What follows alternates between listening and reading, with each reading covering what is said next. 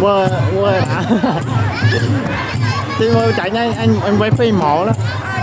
Cũng quay đó. Tắm.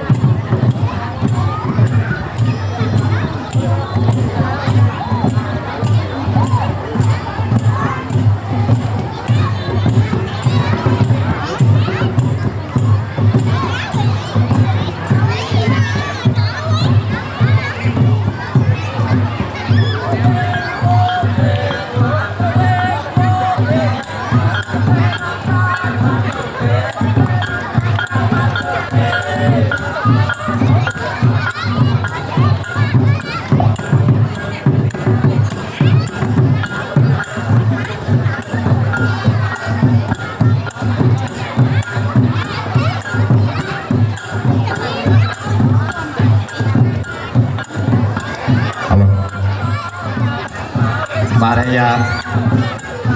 ta sẽ làm vàជួយឧបត្ថម្ភបើផងណា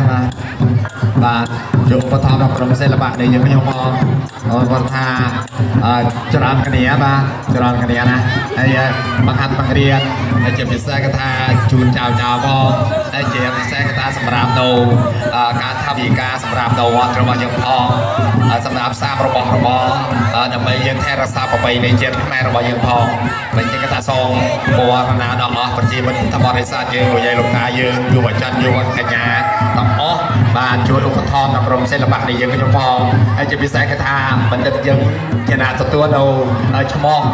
ហើយជាអ្នកទទួលនៅឈ្មោះហើយបញ្ចុះឈ្មោះអ្នកចម្រៀងផងហើយបើថាសូមបើឡើងចម្រៀងគេថាជូនទៅដល់បណ្ឌិតយើងដើម្បីទៅសេឈ្មោះបាទបញ្ចុះឈ្មោះយើងខ្ញុំនឹងកក់ហៅឡើងចម្រៀងជាមួយនឹងយើងខ្ញុំតែម្ដងអញ្ចឹងសូមអរគុណ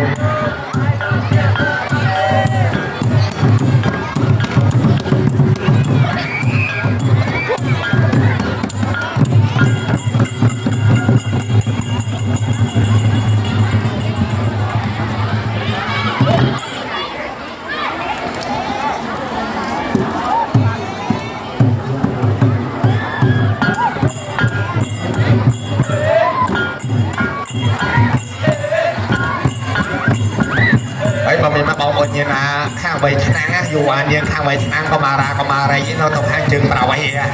nên mình định tài dung chạy dung cho nàng bọc bọc lên những cái này đúng và xong ở con ấy bảo sao sập nát tôi học buông vào vậy á một tha cho năm thằng bay miền sài xua sài nhưng mà sao sập nàng bao ta dù cầu việt sang nào bao giờ năm thằng bay đi thôi sài trâu rồi mua ở vậy là